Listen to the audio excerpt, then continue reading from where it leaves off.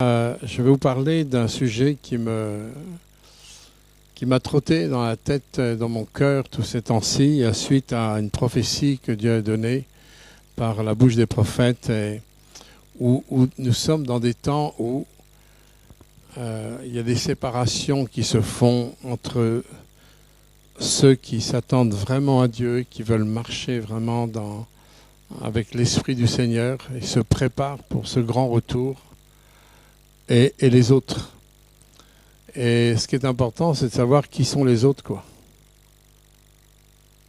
Qui sont les autres, et est-ce que je marche aussi, moi, dans la pensée de Dieu? Est-ce que je marche dans des illusions ou est-ce que je marche dans la vérité? Est-ce que je marche avec des fondements ou est-ce que je marche avec des suppositions ou des émotions? Et je pense que plus que jamais, il est temps que l'Église réagisse par rapport à l'authenticité de la parole de Dieu, à la vérité de la parole de Dieu. Et on sait que nous sommes dans un monde de mensonges. On nous ment à droite, à gauche. On nous ment dans les médias, les informations. On nous ment dans les relations. On nous ment partout. Partout où il y a du mensonge, partout où il y a de la tromperie. Et dans tout ça, il faut discerner le vrai. Dans un monde de tromperie, il faut qu'on discerne le vrai. Alors je vais vous parler un petit peu ce matin des dangers du mélange. Le danger du mélange. Quand on mélange la parole de Dieu avec autre chose, il y a des dangers pour nos vies spirituelles et surtout pour notre préparation. Parce que Dieu n'est pas le Dieu des mélanges. On va voir ça ce matin ensemble. Avant d'ouvrir la parole, on va prier ensemble. On a besoin de lui. Moi, j'ai besoin de lui pour transmettre la pensée que j'ai dans mon cœur. Vous avez besoin aussi de lui pour recevoir ce que je vous transmets. Et nous avons ensemble besoin de lui pour que ça serve de nourriture solide pour chacun d'entre nous, pour que nous avancions dans la bonne direction. Père éternel, nous te remercions parce que tu nous as dit que sans Jésus, il est impossible de faire quoi que ce soit de constructif. Sans toi, nous ne pouvons rien. Même si la nature humaine réagit par rapport à ça, nous savons que cette parole est la vérité. Car tu es le seul qui est Dieu. Tu es le seul qui a une vue, une perspective, Seigneur, du début jusqu'à la fin. Tu es le seul qui a la pleine et entière connaissance. Tu es le seul qui soit capable de sonder nos reins, nos cœurs et nos pensées. Tu es le seul qui détient toutes choses en tes mains. Et nous sommes heureux, Seigneur, de dépendre de toi. Et ce matin, nous voulons dépendre de toi véritablement. Étends ta main sur ce message et étends ta main aussi sur le message que Jérémie va transmettre à Rouen, Père. Dans le nom de Jésus-Christ, Amen. Alors, on va pas tout lire, on va pas lire le Jérémie chapitre 28, mais pour gagner du temps, on va pas le lire. Je vais simplement résumer un petit peu ce qu'il y a dans le chapitre 28 de Jérémie. Dans le chapitre 28 de Jérémie, on a l'histoire de deux prophètes. Le prophète Jérémie, qui est prophète envoyé par l'Éternel, et un autre prophète qui se dit aussi prophète de l'Éternel, qui s'appelle Anania. Et ces deux prophètes ont deux langages prophétiques différents. Il y a le prophète Anania qui annonce des bonnes choses, tout va bien, tout est cool, on ira tous au paradis, enfin je schématise un petit peu, tout va bien. Et on a aussi le prophète Jérémie qui dit non, ça ne va pas se passer comme ça. Il va y avoir en fin de compte le roi de Babylone qui va venir, qui va vous emmener en captivité. Vous voyez, c'est vraiment deux langages complètement différents. Un qui dit mais non, Israël n'ira pas en captivité, et l'autre dit oui, il ira en captivité. C'est sûr qu'on préfère toujours entendre des prophéties qui vont dans notre sens à nous. Non? C'est comme au restaurant, vous n'allez pas choisir des plats que vous n'aimez pas. Vous n'allez pas au restaurant pour choisir un plat que vous n'aimez pas. Vous allez choisir au restaurant des plats que vous aimez. Et beaucoup de chrétiens, ils vont prendre, en fin de compte, bien souvent, parfois, des paroles qui vont dans leur sens, mais les paroles qui ne vont pas dans leur sens, on les laisse un peu. Mais vous savez qu'avec Dieu, ça ne marche pas comme ça. Ce n'est pas à nous de faire le tri. Quand Dieu nous dit quelque chose qui ne va pas forcément dans notre sens, on a plutôt intérêt d'abandonner notre sens pour aller dans son sens. Et le prophète Jérémie va faire face à ce faux prophète, Anania, et il va lui dire au verset 15, « L'Éternel ne t'a pas envoyé et tu inspires à ce peuple une fausse confiance. » Ça, c'est terrible. Une fausse confiance. C'est terrible parce que par des choses fausses, par des pensées qui ne sont pas les pensées de Dieu, on risque de semer de l'illusion dans le cœur des gens, et cette illusion va nous emmener dans la confusion, mais ne va certainement pas nous emmener dans les desseins de l'Éternel. Certainement pas. Et il y a une parole que Jérémie va dire aussi à ce prophète. Il dira, pour savoir que c'est l'Éternel qui parle à travers ma bouche, tu mourras avant cette année-là. Et effectivement, ce faux prophète est mort dans l'année. Vous savez, on reconnaît un prophète à l'accomplissement de ses prophéties. Et nous savons que le ministère que Jérémie a eu a été un ministère pas toujours facile, je dirais pas facile du tout, parce qu'il a toujours annoncé des choses qui n'allaient pas forcément dans le sens du poil des gens, mais il a toujours annoncé la parole de Dieu. Et c'est pour ça qu'il est véritablement reconnu comme un prophète de l'Éternel. Et ces prophéties se sont accomplies. Alors, je vous donne ça en introduction pour vous faire réaliser que nous sommes bien souvent, parfois, un petit peu de ceux qui subissons parfois des choses qui sont dites, soit par la bouche des prophètes, soit par la bouche des hommes, soit par la bouche des uns et des autres, soit par la bouche des circonstances. Mais nous sommes confrontés en permanence à des choses, à des informations qui ne sont pas toujours justes. Et quand on est le peuple de Dieu, il n'est pas évident de faire le tri. Et c'est bien pour ça que Dieu donne des ministères envoyés par Dieu, formés par Dieu, où la vie du Saint-Esprit a émondé beaucoup de choses dans la vie de ses serviteurs, afin qu'ils soient un petit peu comme Jean-Baptiste, où il est dit de Jean-Baptiste, il n'était plus que la voix de Dieu. Et pour que nous soyons la voix de Dieu, il faut bien faire éteindre d'autres voix qui sont en nous. Nous avons d'autres voix parce que nous avons eu d'autres informations, nous avons eu d'autres messages, nous avons eu toutes sortes de choses qui sont arrivées dans nos vies, que ce soit dans notre éducation, notre formation, dans nos relations, etc., dans nos familles ou autres, dans les églises qu'on a pu traverser ou autres. Nous avons reçu tellement de choses avec, un peu comme des poissons, avec des arêtes à l'intérieur. Alors, ce qui est important, c'est de ne pas avaler les arêtes et plutôt de manger la chair. Et comment faire ? Comment faire pour véritablement être de ceux qui vont reconnaître la voix de l'Éternel, qui va reconnaître le vrai, qui va reconnaître la puissance du Saint-Esprit qui va retentir dans le cœur de ceux qui veulent vraiment marcher avec Dieu.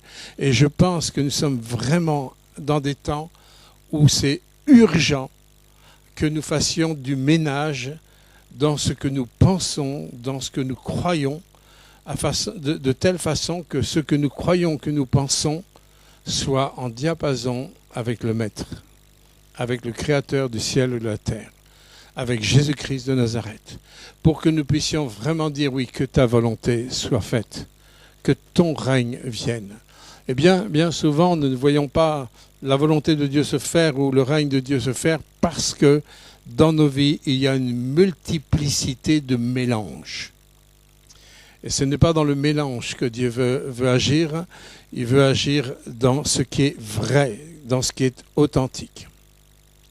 Donc nous sommes confrontés à toutes sortes de choses fausses qui sont autour de nous Et dans tout ça, Dieu veut nous appeler à vivre dans sa pensée. Alors, une première chose que je voudrais souligner, dans Josué 24, 14, il est dit « Maintenant donc, craignez le Seigneur et servez-le avec intégrité et fidélité. » L'intégrité, c'est la notion d'être entier. C'est un état de choses qui est complet, complètement. Il n'y a pas de morceaux, de fissures. Hein. L'intégrité, c'est quelque chose qui est entier.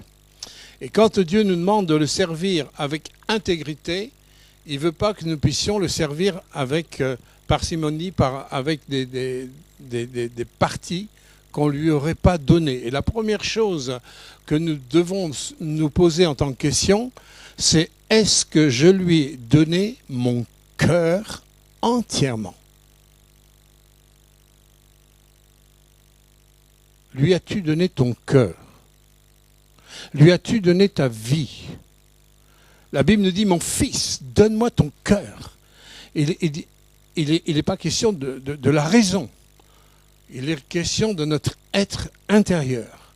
Ce qui fait notre personne, tout notre être intérieur, est-ce que je le mets sur l'autel et je dis, Seigneur, coûte que coûte, moi je veux te suivre.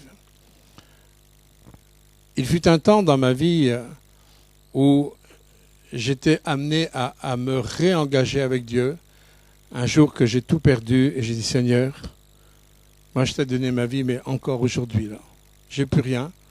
Mais en tous les cas, ma vie, elle est sur l'autel. Et j'ai dit, même quitte à mourir, je veux aller jusqu'au bout avec toi.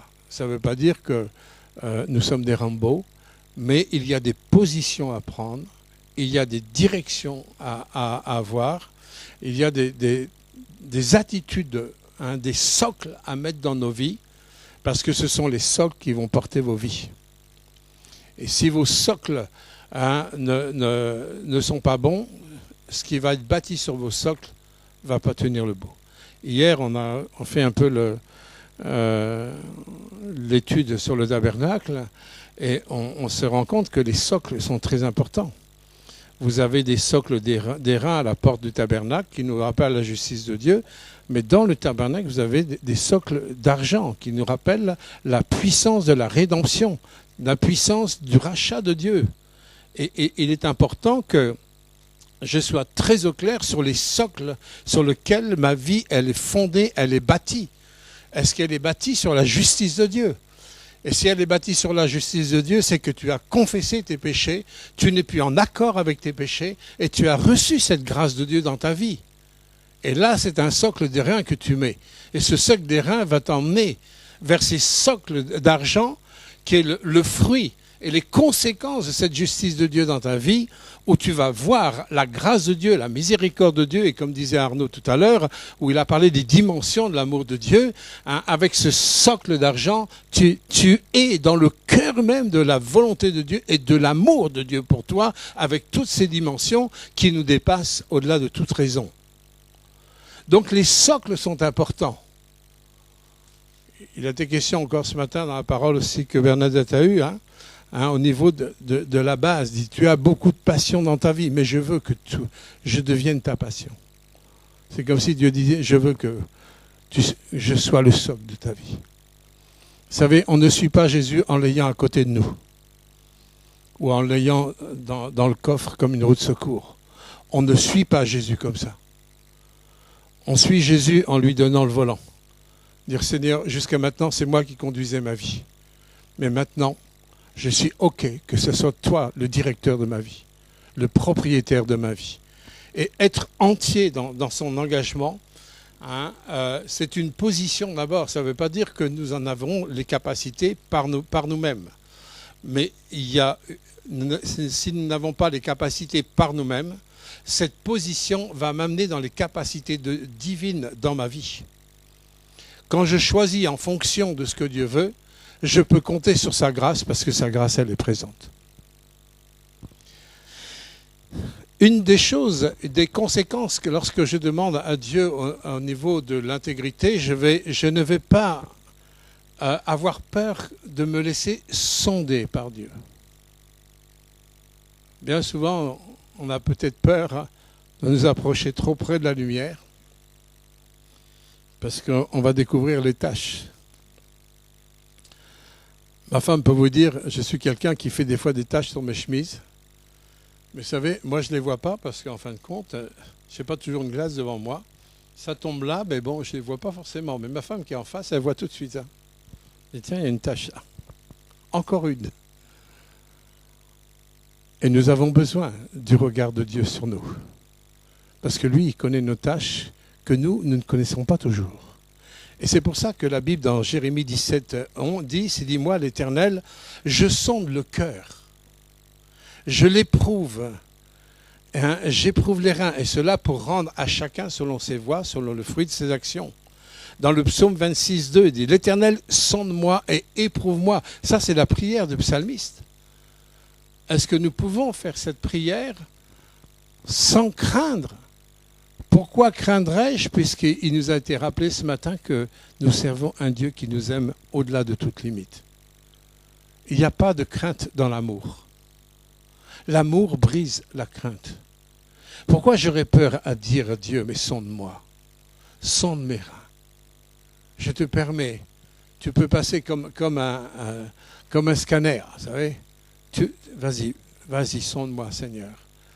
Quel que soit le verdict que tu vas me dire, même si ma chair peut trembler d'un côté, mais Seigneur, je n'ai rien à craindre parce que je sais que si c'est toi qui me sondes, je n'ai rien à craindre.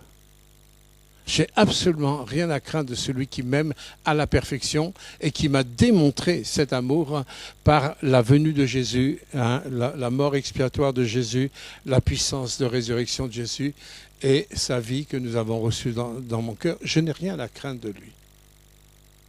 Simplement parce qu'il m'aime. Hein, j'ai souvent raconté l'histoire quand ma fille était petite, qu'elle avait peur le soir en allant chercher du bois et que je suis allé avec elle.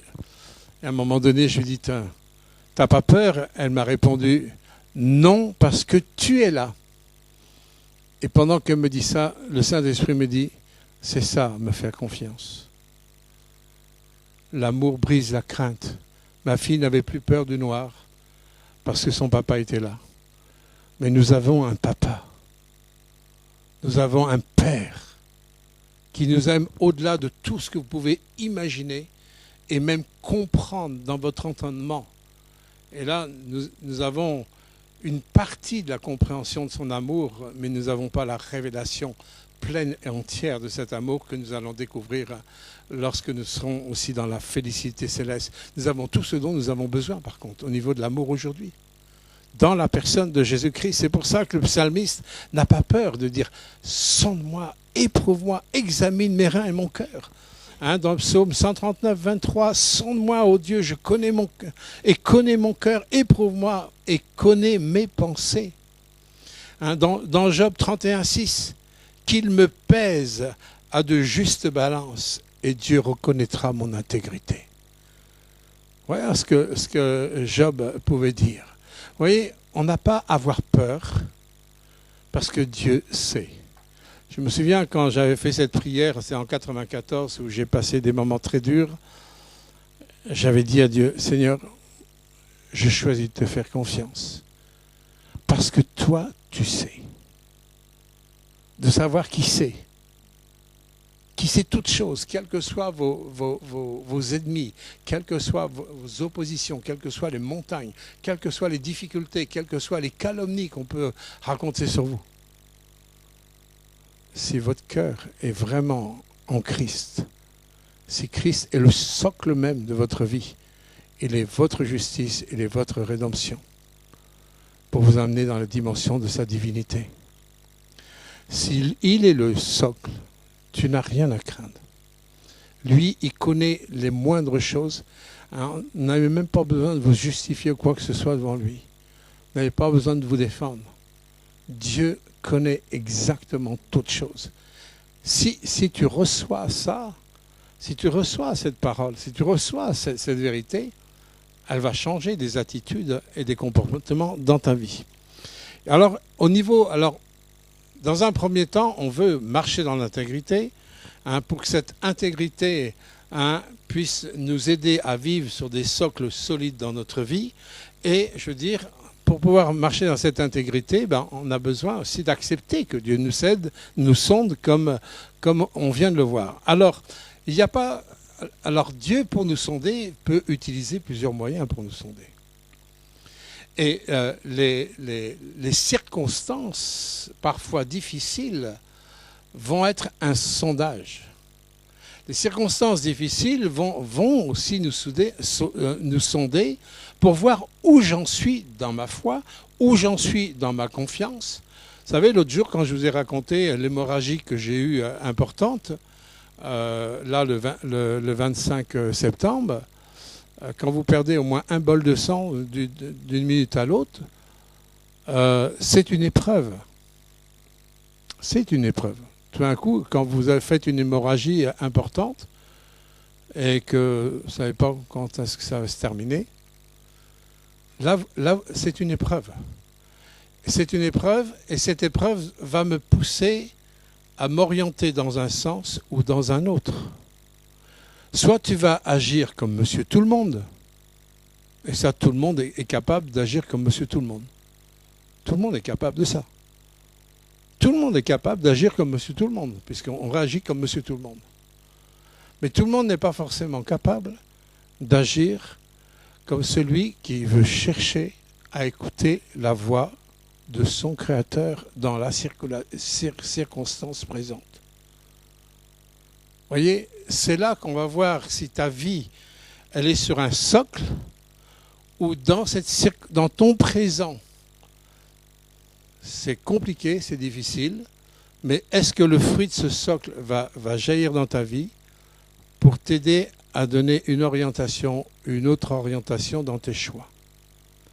Et vous voyez, quand on est dans la confusion, et quand on est dans le mensonge, quand on a subi des mensonges à tout niveau, c'est compliqué de faire les choix.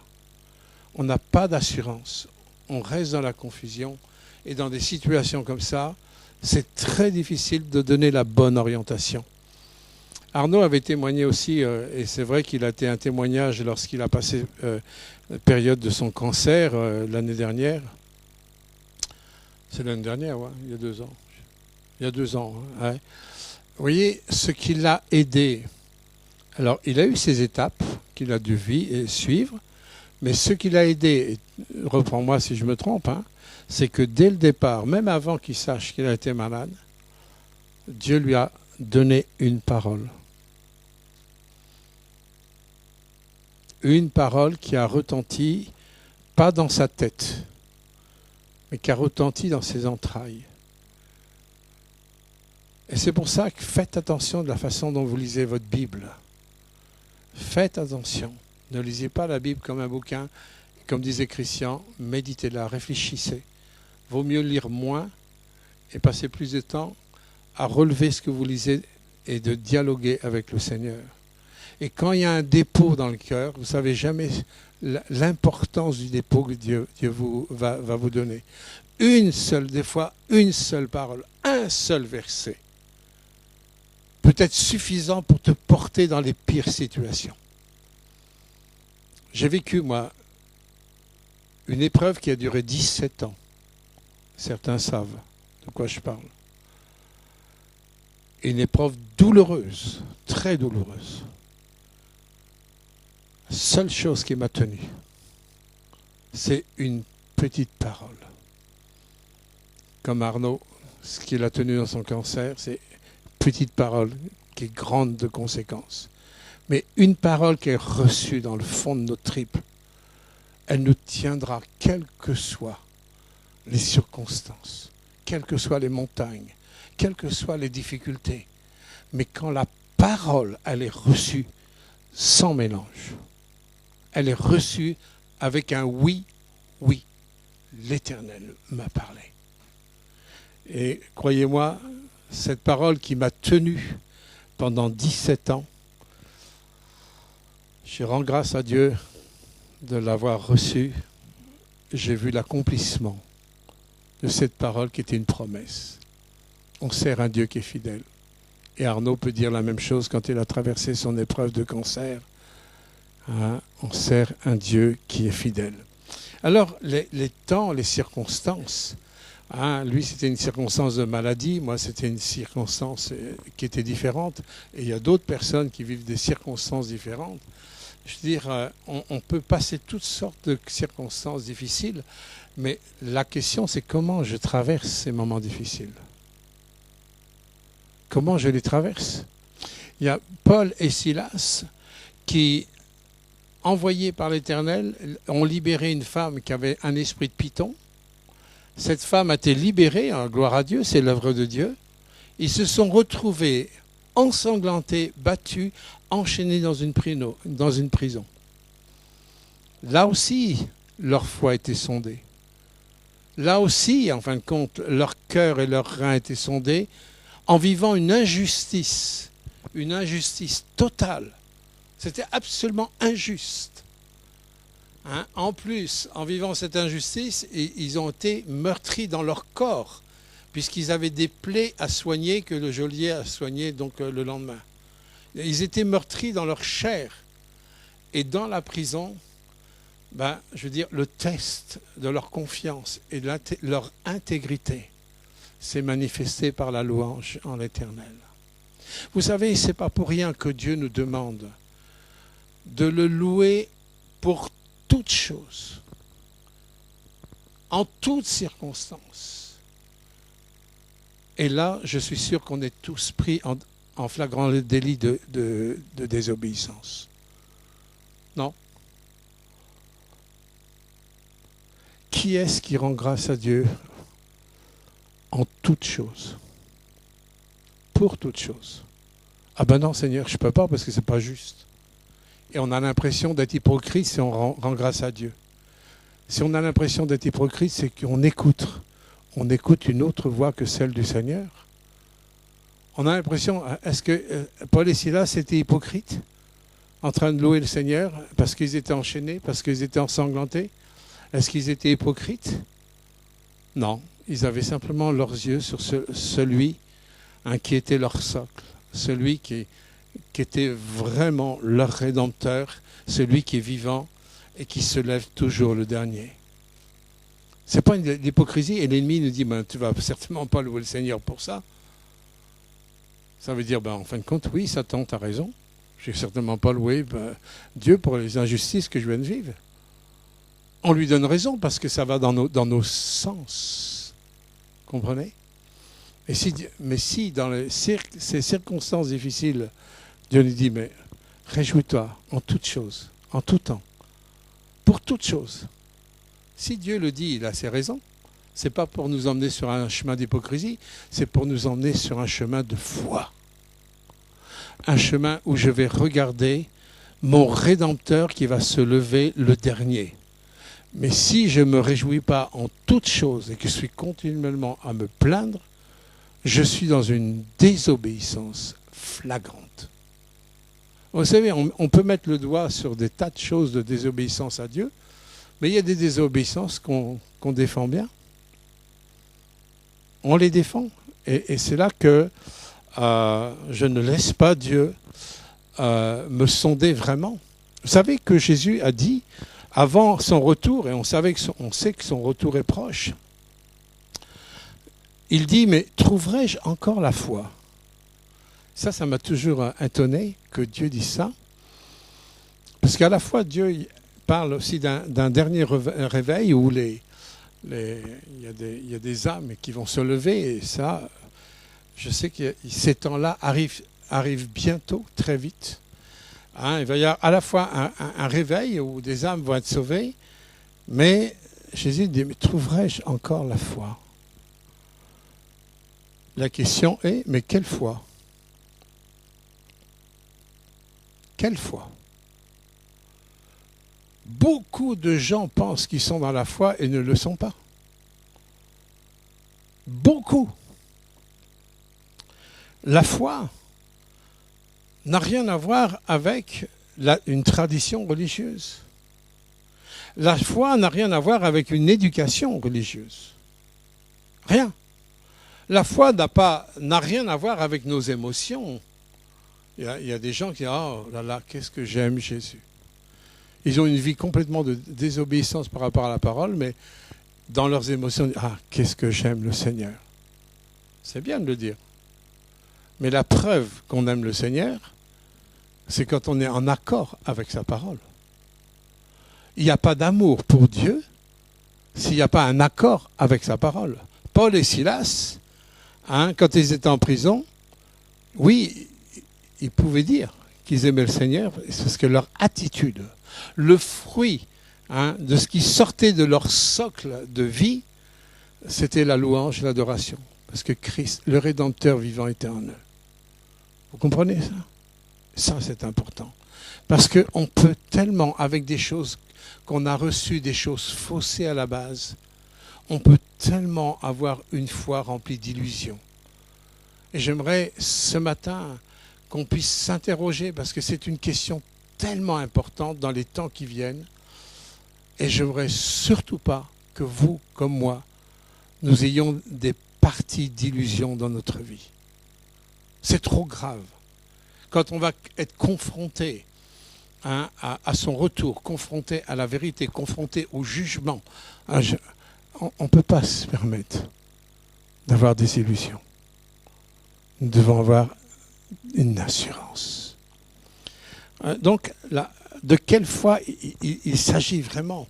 Parce que la foi dont il est question dans la parole, on a ça dans Romains 10, 17, elle va nous emmener cette fois-là, elle va nous emmener dans le programme de Dieu, dans Jérémie 29, 11, où Dieu dit, mais j'ai une destinée qui est bénie pour toi. Dieu, il a un plan pour nous. Il a un plan pour nos vies. Il a vraiment prévu quelque chose pour chacune de nos vies. Il est impossible que Dieu n'ait pas prévu quelque chose pour toi. C'est impossible. Il y a quelque chose qui est prévu. Mais, et c'est confirmé dans le livre d'Éphésiens 2.10, il dit « Nous sommes son ouvrage, ayant été créés en Jésus-Christ pour de bonnes œuvres que Dieu a préparées d'avance, afin que vous les pratiquiez. » C'est-à-dire que Dieu, il a pensé depuis toute éternité, non seulement à une destinée pour chacune de nos vies, et dans cette destinée qu'il a prévue, déjà au niveau du monde spirituel, c'est prévu. C'est déjà accompli. Et quand Dieu nous demande, Seigneur, que ta volonté soit faite, que ton règne vienne, quand nous faisons monter cette prière à Dieu, c'est-à-dire qu'on demande à Dieu qu'il y ait une cohésion entre ce qu'il a préparé et que ma vie se rende disponible pour entrer dans les choses qui sont préparées d'avance. Vous savez, une des choses qui m'a le plus réjoui une fois dans mon ministère, c'est quand en Afrique, un jour en brousse, un ancien musulman converti à Christ est venu vers moi et m'a dit « Pasteur, j'ai quelque chose à vous dire ». Pour ceux qui connaissent, c'est Djaga. Tu connais Djaga? C'est un homme qui s'appelle Djaga. Il me dit, je vous ai vu en songe. Il dit, c'était la première fois que je le voyais, mais lui, il m'avait vu en songe. Et il m'avait bien décrit, et il me dit, j'ai même vu les poils que vous avez sur le thorax. C'était précis, hein. Et Dieu lui a dit, quand il lui a donné mon image, je t'enverrai cet homme pour t'enseigner ma parole. Vous ne pouvez pas vous imaginer. Vous ne pouvez pas vous imaginer. Le réconfort, l'encouragement de vivre ça, ça veut dire que vous êtes au bon endroit, au bon moment. Vous imaginez ça? Ça n'a pas de prix, ça. Ça n'a pas de prix, ça. Vous êtes au bon endroit, au bon moment pour faire ce que Dieu vous demande de faire. Et ça, c'était un encouragement extrême dans ma vie, mais Dieu veut que vous le viviez aussi pour vos vies, que vous soyez au bon moment, au bon endroit pour accomplir ce que Dieu vous demande de faire. Et ce n'est pas forcément la même chose à l'un ou à l'autre. Vous savez, quand on a des musiciens parfois là, il y a un batteur, il y a des guitaristes, il peut y avoir des trompettistes, il peut y avoir des pianistes, tout ça. Hein, chacun est à sa place. Si vous essayez de mettre le batteur au piano, hein, le trompettiste à la batterie et le guitariste, je sais pas, à la flûte ou autre, ben, après dire maintenant on va louer le Seigneur, c'est une cacophonie terrible. Il faut que chacun soit à sa place, comme dans un orchestre. Hein, il y a toutes sortes de diversités d'instruments, mais il n'y a qu'un seul chef d'orchestre et qu'une seule partition. Et il peut y avoir toutes sortes de diversités de talents. Mais 1 Corinthiens 12, verset 11 nous dit, il n'y a qu'un seul et même esprit. C'est-à-dire que dans la diversité, il n'y a qu'une seule influence. Qu'une seule influence. Il n'y a pas de tromperie. Dans toute la diversité, il n'y a qu'une influence. C'est celle du Saint-Esprit. Et c'est cette influence du Saint-Esprit que nous devons reconnaître, discerner. Nous ne devons pas simplement d'essayer de lever. Ce serait ridicule qu'un chef d'orchestre va lever un pianiste, le mettre en rivalité avec peut-être un violoniste, ou après en rivalité avec le percussionniste. Ce serait de la folie. Vous imaginez pas un chef d'orchestre faire ça. Chacun est valorisé dans sa tâche et chacun va être soumis à une partition qui va être dirigée par un chef d'orchestre. Vous avez une image de ce qu'est l'Église.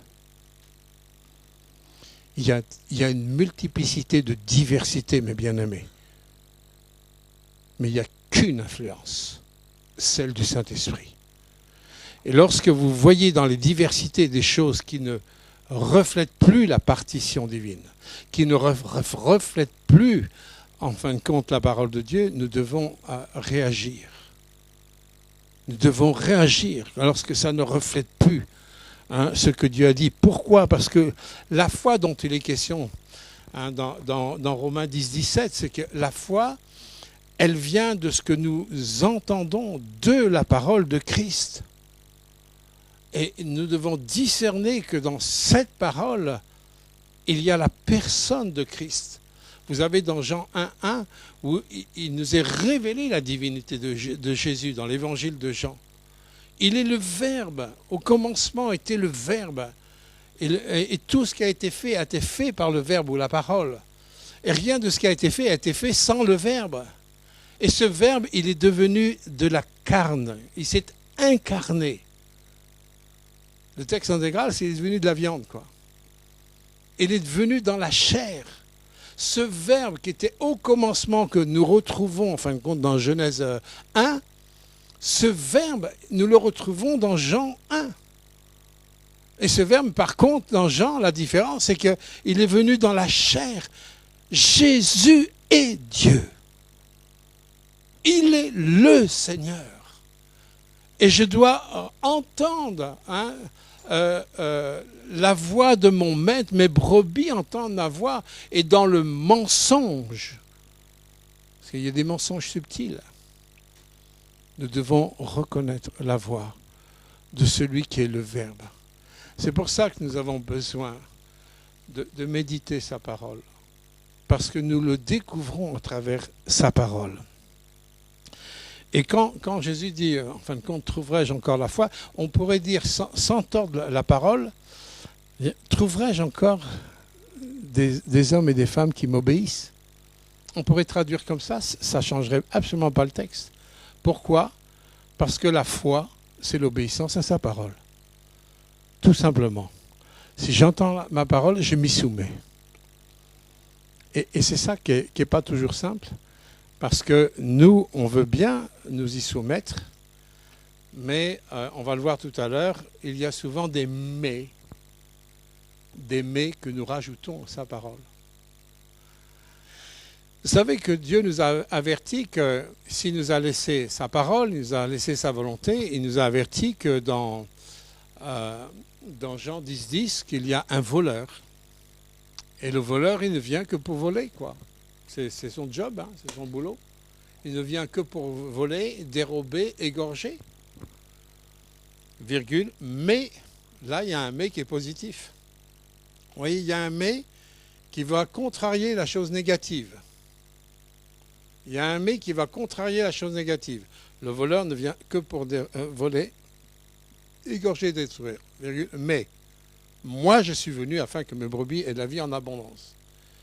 Regardez bien ce schéma. Mais ce schéma, nous l'inversons.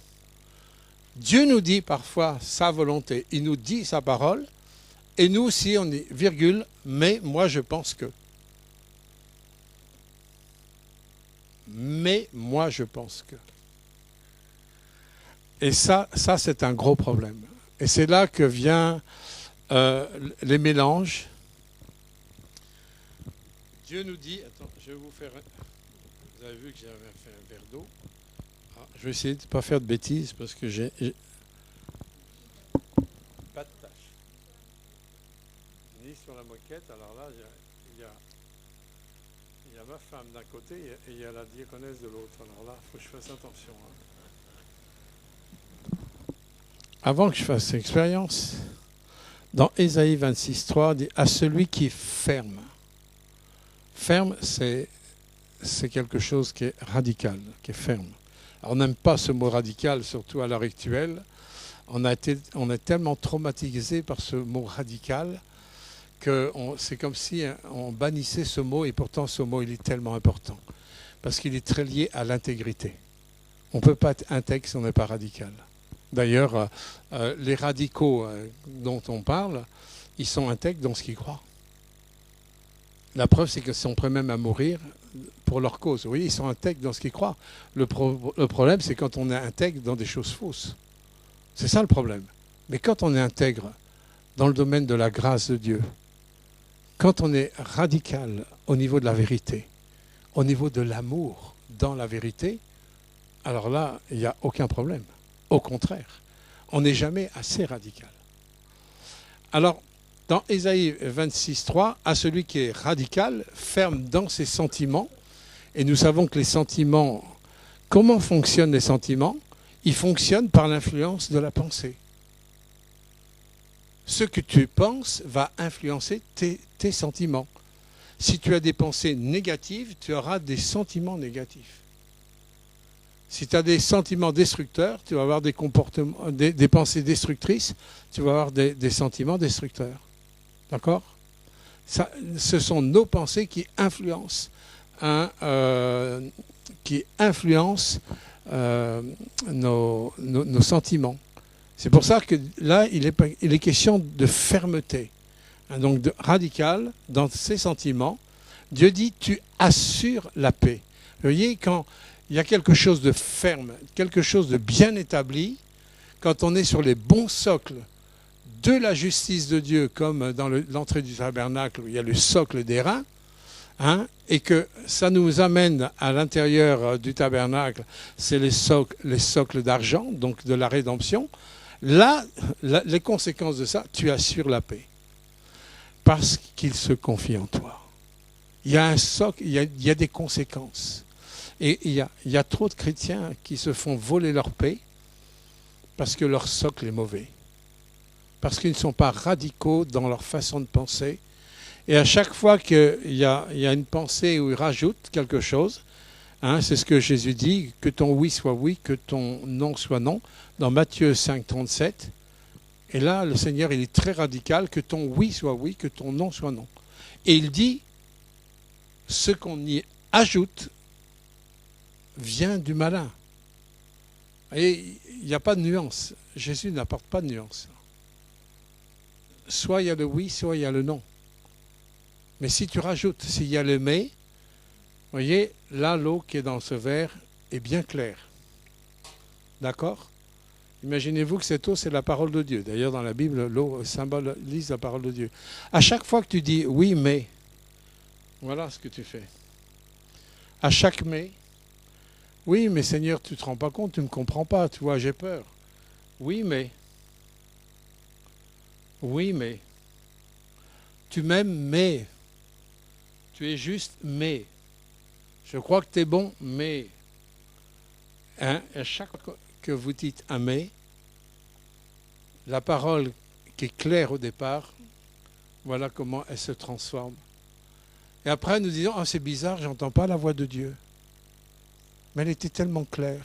Elle est tellement claire à la base. Ce sont les mélanges qui t'empêchent d'entendre la voix de Dieu. Tout aimer ont transformé quelque chose qui est limpide en quelque chose qui est mélangé. Tu comprends? Essaye toujours de te souvenir de cette petite expérience. Il ne faut pas aller loin pour la faire. Mais essaye de penser qu'à chaque fois tu dis « mais » au Seigneur. Voilà ce que tu risques. Chaque « mais » va te conduire dans la confusion. Chaque « mais » va enlever de l'assurance dans ta vie. Chaque « mais » va te détourner de la pensée de Dieu. Je ne peux pas te louer pour toute chose avec tout ce que je vis. Tu me comprends? Ah, ben voilà. C'est troublé. Ta vie est troublée. Et tu as du mal à prendre les bonnes décisions parce que tu as accepté le processus du mélange. Si tu acceptes le processus du mélange, tu auras de grandes difficultés à grandir dans le discernement. La parole de Dieu, elle doit être non seulement reçue dans un premier temps dans la tête, ça passe par nos oreilles, ça passe par notre corps, ensuite ça va passer dans notre âme au niveau de notre intelligence. Il ne faut surtout pas qu'elle reste là. Il ne faut surtout pas que la parole, même dans ton intelligence, ouais, c'est bien ce que je le dis, c'est comme ça. Mais si ton intelligence, ta vie, elle est orientée sur un autre socle qui est ton humanité, qui est tes craintes, tes émotions, la parole qui est là, semée dans ton intelligence, elle ne peut pas porter du fruit. Elle est comme bloquée. Et il y a 40 centimètres à faire. Pour que la parole qui est là dans ton intelligence, elle a besoin d'être reçue. D'être reçue. Combien de fois dans ma vie, je me suis trouvé devant des situations où j'ai dû faire des choix vraiment importants avec des conséquences.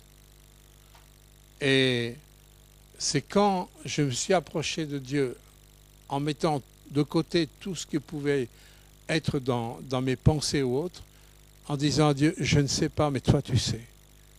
Qu'est-ce que tu en penses? Dans quelle direction? Quel est le choix que je dois faire? Quand j'ai eu cette attitude à chaque fois, j'ai toujours reçu une direction de Dieu. Mais malheureusement, je n'ai pas toujours eu cette attitude. Et on n'a pas toujours cette attitude. Mais on doit grandir dans cette attitude. Ne venez jamais dans la présence de Dieu en pensant que vous savez. Jamais. La vérité, c'est que nous ne savons pas. Nous avons un exemple dans l'Ancien Testament où le roi David, 2 fois de suite, s'est trouvé dans des combats de guerre. Et 2 fois de suite, il s'est trouvé dans 2 situations similaires. Mais David, dans un premier temps, il a demandé à l'Éternel. L'Éternel lui a donné une stratégie. Il aurait pu dire, ah ben ça a bien marché. Si ça a bien marché, on va recommencer. Mais dans la deuxième circonstance, il a encore demandé à l'Éternel. Et l'Éternel lui a donné une seconde stratégie. Cela nous fait voir qu'on ne doit jamais vivre de la bénédiction d'hier, mais vivre de la conduite présente de Dieu. Dieu, lui seul, sait. Mais pour pouvoir entendre sa voix de Dieu, il faut absolument éviter ça. C'est difficile de voir quelque chose de clair avec les mélanges. Je continue. Une des choses que l'ennemi utilise pour nous voler les choses, c'est le sentiment qu'on est sincère. Alors quand on est sincère, on pense forcément qu'on est dans le bon chemin. Pas vrai? Parce qu'on est sincère, on est dans le bon chemin. Vous savez qu'il y a des nazis qui étaient absolument sincères dans ce qu'ils croyaient. J'étais étonné un jour de lire, je lis pas mal de livres de cette époque-là, parce que cette histoire a été tellement troublante, elle était aussi tellement riche d'enseignements. Mais j'étais étonné de lire ce que je lisais. C'est qu'il y a des SS qui étaient vraiment, je veux dire, dans le conseil exécutif, on pourrait appeler ça comme ça, avec Hitler et tout ça. On dit un jour, mais ils étaient persuadés, ils étaient très sincères. Ils ont dit, un jour, l'humanité va nous remercier d'avoir purifié l'univers. Et quand vous connaissez l'histoire, bon, c'est une façon de voir, hein, mais ils étaient absolument sincères dans ce qu'ils faisaient. C'est pas parce que tu es sincère dans ce que tu fais que tu es dans la véracité. Tu peux sincèrement te tromper, hein. Mais bien souvent, nous pensons que parce qu'on est sincère, que le socle est bon. Ça, c'est faux. Ça, c'est faux. Moi, j'ai connu des communistes qui étaient sincères, et pourtant, ça ne les a pas empêchés de persécuter l'Église dans les pays de l'Est pendant des années. Est-ce que Saul de Tarse, est-ce qu'il était sincère dans la pratique de sa foi judaïque? Absolument. Il était tout à fait sincère et en plus, il était sûr qu'il servait l'Éternel, qu'il servait la bonne cause, hein, en persécutant la secte de Jésus. Hein. Il était absolument sincère dans ce qu'il faisait. Sinon, il n'aurait jamais fait tout ce qu'il a fait. Faites attention. Votre sincérité n'est pas le socle. Le socle, c'est la parole de Dieu. Le socle, c'est la conviction profonde de ce que vous avez reçu de la parole. La foi ne vient pas de votre sincérité. La foi ne vient pas de vos émotions. La foi vient de la parole.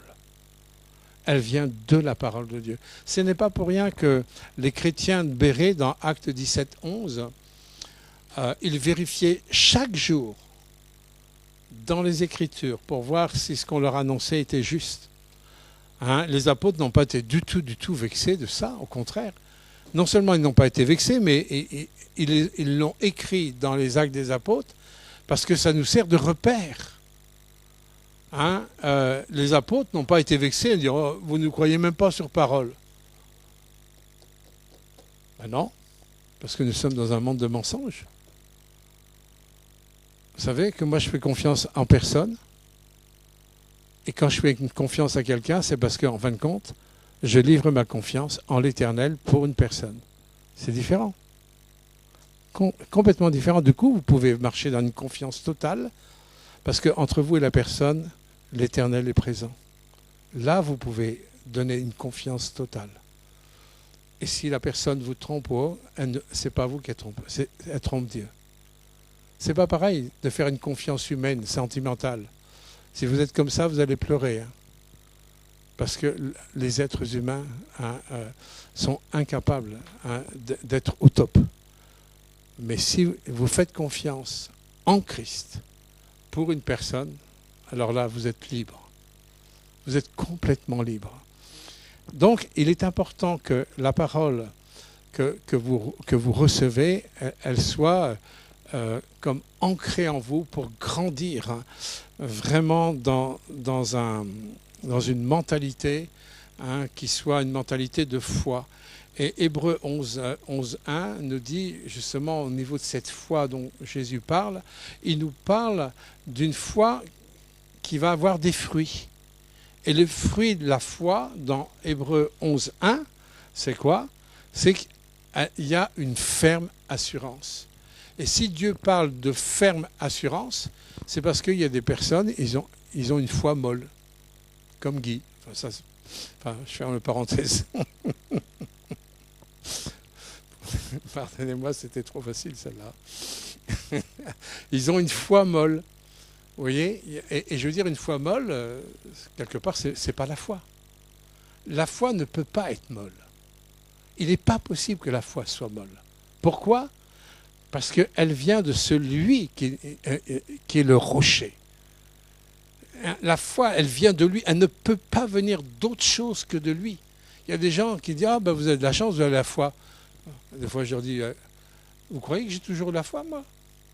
C'est que je l'ai reçue, la foi. Et comment j'ai reçu la foi? En recevant sa parole. Quand j'ai dit oui, j'ai donné mon accord à sa parole, oui, il y a eu la foi qui est née dans mon cœur. Et cette naissance de cette foi, elle a besoin, comme une plante, d'être entretenue, d'être arrosée, de grandir de plus en plus. Mais à un moment donné, c'est parce que j'ai reçu sa parole que la foi est née. Mais ça n'est pas comme ça, et c'est pour tout le monde. À tous ceux qui l'ont reçu, Si vous recevez sa parole, oui, vous allez voir, la foi va prendre naissance en vous et ça va vous donner de l'assurance. Alors, quand vous avez de l'assurance, il dit, oh, ben, vous êtes orgueilleux, vous êtes un peu prétentieux de dire que vous êtes sauvé. Il n'y a aucune prétention. Aucune prétention, aucun orgueil. Quel orgueil on aurait, en fin de compte, d'avoir été tellement pécheur que le Seigneur il a dû souffrir tout ce qu'il a souffert pour me pécher. Je vais tirer de l'orgueil de ça? Non, au contraire, je vais tirer de la reconnaissance. Et je suis heureux d'avoir une assurance face à la vie éternelle. Je suis heureux de voir que celui à qui j'ai fait confiance, il a été dans les moments les plus difficiles de ma vie, quand j'étais confronté face à la mort 2 fois et de près, j'étais tellement heureux de l'avoir auprès de moi. Comme Arnaud, tu devais être heureux de l'avoir près de toi dans les moments difficiles. Il est là. Mon Rédempteur se lève dans mes difficultés. Il est là. Bien sûr, on ne le voit pas avec nos yeux, mais on voit les effets de sa présence.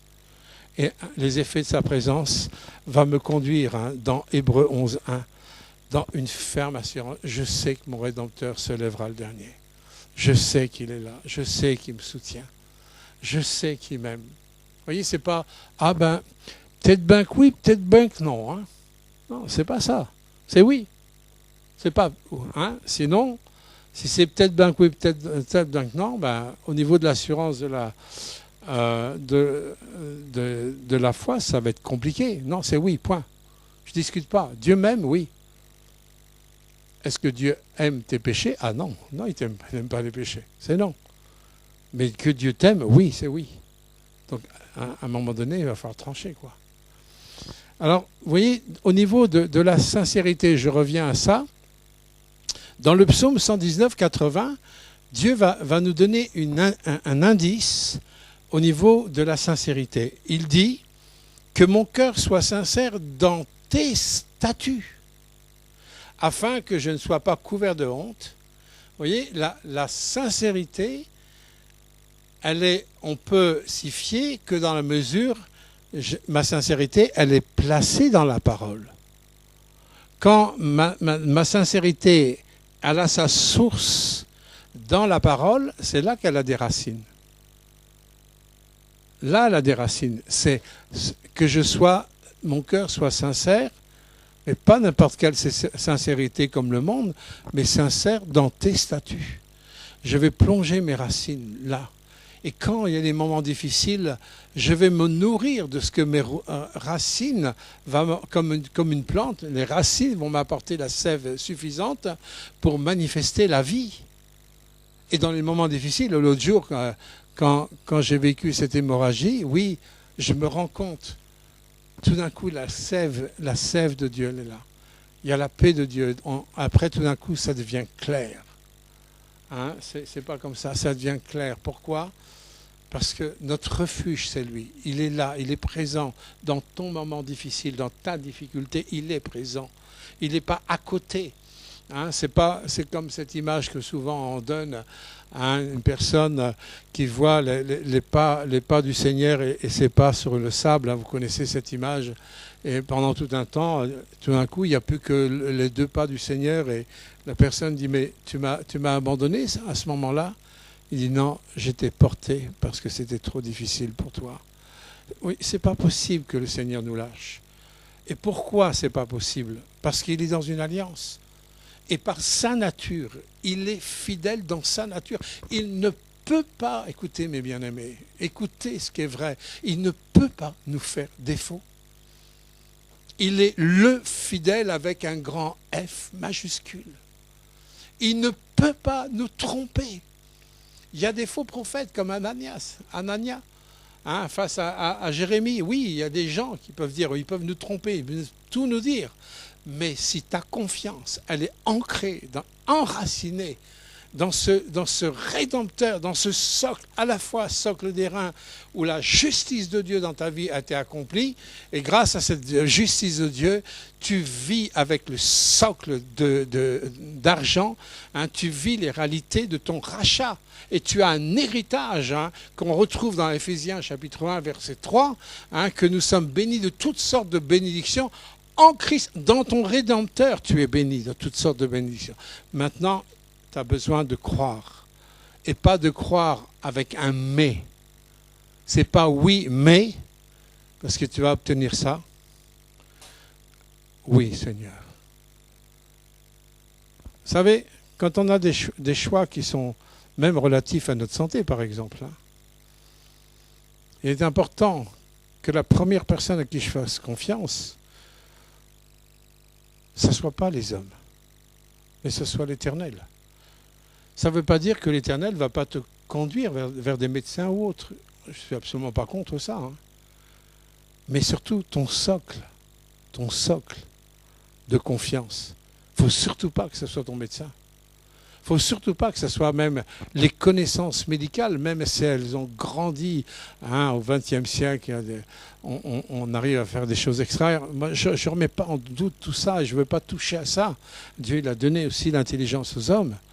Mais c'est différent d'aller directement en leur faisant confiance que de demander à mon père, qu'est-ce que tu en penses, toi? Vous voyez, la dernière fois, si Dieu m'avait dit d'aller aux urgences, j'aurais été aux urgences. Je n'avais pas de problème avec ça. Mais quand je lui ai posé la question, sa volonté descend de mon cœur et j'ai fait un choix. Je ne regrette pas, ça fait 3 semaines de ça maintenant. J'ai eu une douleur que j'ai traînée, oui, j'ai eu une douleur que j'ai traînée. Mais cette douleur, elle est partie, comme elle est venue. Et là, il y a quelque chose qui me rapproche de celui en qui j'ai fait confiance. Je vais continuer parce que le temps passe et il ne m'attend pas.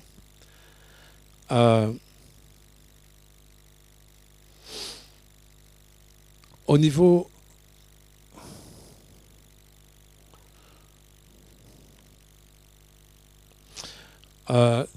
au niveau de mon intégrité, de mes choix, de cette foi qui va être vraiment ancrée en lui, il y a aussi des fruits. Vous savez, c'est aux fruits qu'on reconnaît un arbre. Vous avez remarqué que si vous avez des abricots sur un arbre, que ce n'est pas un cerisier. Si vous avez des pommes sur un arbre, ce n'est pas un abricotier. Chaque arbre est de la nature du fruit que vous voyez. Ça, c'est clair. Arnaud et Jamie, ils ont des pommiers chez eux, ce n'est pas des bananiers. Non, c'est bien des pommiers, parce que c'est des pommes. Si tu es vraiment dans une sincérité dans les statuts de Dieu, si tu es dans un oui avec Dieu, il va y avoir aussi un fruit. Il y a un fruit qui va découler de ça. Je vous en ai déjà parlé au niveau de la ferme assurance, mais dans Proverbe 10, verset 9, il dit, mais celui qui marche dans l'intégrité, il marche en sécurité. Alors je sais que les femmes, elles aiment bien ce mot, sécurité. Les femmes, elles ont soif de sécurité. Mais vous savez, les hommes aussi, ils ont besoin de sécurité. On a besoin de sécurité, mais ça c'est la parole de Dieu. Si je suis sincère dans ses statuts, si j'ai une foi qui dépend de sa parole et pas de mes émotions, pas de mes traditions, mais d'un accord avec Dieu dans sa parole reçue, oui, il va y avoir une intégrité. Je vais serrer sa parole sur mon cœur. Comme moi je l'ai fait pendant 17 ans, face à une promesse que je ne voyais pas l'accomplissement pendant 17 ans, jusqu'au jour où j'ai vu. Mais le jour où j'ai vu, quelle puissance! Au niveau de la fidélité et de la souveraineté de Dieu, quelle puissance! Et là, celui qui marche dans l'intégrité marche en sécurité. Mais celui qui suit des voies tortueuses, quelque part, il va subir les conséquences. Est-ce que dans ton cœur, tu as ce sentiment de sécurité? Vous savez, l'autre jour, quand j'ai fait un choix de me confier en l'Éternel, où j'ai demandé au pasteur qui était là de me faire l'onction d'huile, à partir de cette onction d'huile, je n'ai plus eu aucune hémorragie. Aucune. Je l'ai mis en premier. Est-ce que j'ai eu de la crainte? Non. Mon cœur était en sécurité parce que j'étais en accord avec ce qu'il me demandait. Une autre chose aussi, c'est une chose importante. Dans le Proverbe 11.3, au niveau de l'intégrité, c'est que notre intégrité, elle va nous conduire. La Bible dit, l'intégrité des hommes droits les conduira. C'est pas moi qui le dis, c'est la parole de Dieu. Quand il y a des chemins tout tracés dans ton cœur, quand tu serres la parole de Dieu dans ton cœur, lorsque tu donnes ton accord, tu es soumis à l'autorité divine de la parole de Dieu, il va surgir dans ton cœur des chemins tout tracés. Cette intégrité, de recevoir pleinement sa parole, il va y avoir une conduite de Dieu. Dieu va te conduire dans ce qu'il a préparé d'avance pour toi. Il est dit, mais la ruse des perfides les ruinera. Nous sommes le peuple de Dieu. On n'est pas dans la ruse, on n'est pas dans la tromperie, on n'est pas dans le mensonge. Mais on n'est pas dans le oui mais non plus. Et je pense que tous, et moi y compris, on a besoin de s'humilier devant Dieu pour l'aimer qu'on a rajouté à sa parole. Moi, c'est ce que je veux vraiment vous transmettre. Je vous le retransmets, je me le retransmets aussi. Il y a eu trop de mais où on a négocié la parole de Dieu et on est arrivé à ça, où nous sommes parfois dans des eaux troubles, dans une difficulté de percevoir le plan de Dieu, parce qu'il y a eu trop de mais dans nos cœurs. Dieu veut vraiment qu'on se repente de ça. Et on est dans un temps où il faut trancher. Si les personnes ne veulent pas, c'est le choix de chacun. Mais on portera les conséquences de nos choix, ça c'est sûr. Ça c'est clair. Et je terminerai par un verset de 1 Jean 4, verset 1. Il dit, bien-aimés, n'ajoutez pas foi à tout esprit. Non seulement on doit placer notre foi dans la parole, qui est forcément aussi passée dans la parole écrite, mais il nous faut discerner l'esprit dans lequel la parole elle est annoncée. Pourquoi? Vous avez dans Matthieu 4 et dans Luc 4, Satan qui a un combat avec Jésus en plein désert. Satan qui utilise la parole écrite. Il utilise la parole écrite, mais il l'utilise hors contexte. Mais il va essayer de déjouer le plan de Dieu en Jésus-Christ par une parole hors contexte, où il va essayer de tromper Jésus, d'anéantir Jésus comme il l'a fait avec Adam et Ève. En mettant le doute, c'est pareil, oui, mais, est-ce que l'Éternel a vraiment dit?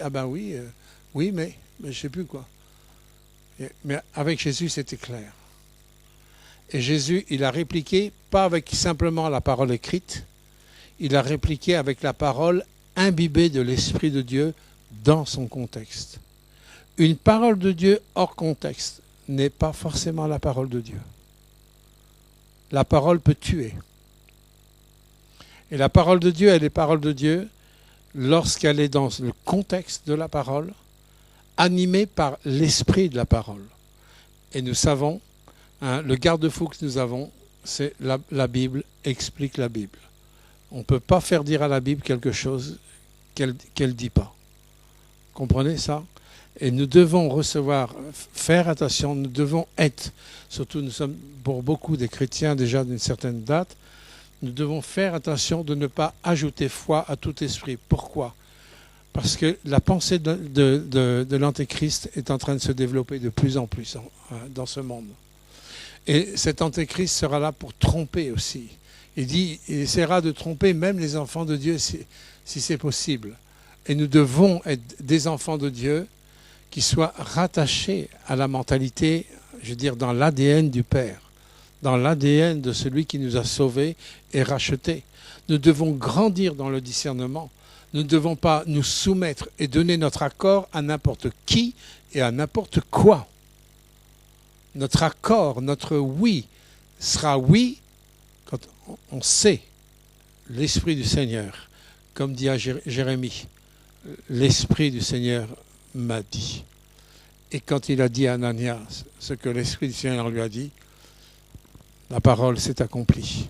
Nous devons vraiment être soumis à cet Esprit de Dieu, collaborer avec le Saint-Esprit plus que jamais.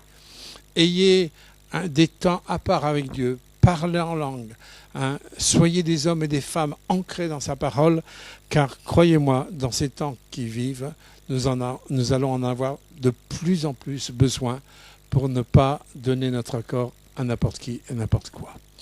Que le Seigneur nous bénisse, que nous puissions grandir dans ce discernement, grandir dans une vie où on n'accepte plus les mélanges, on ne veut plus ces mélanges. Et je crois qu'avant de terminer ce culte, on va prier et pour s'humilier devant Dieu, pour tous les mais qu'on a rajoutés à sa parole.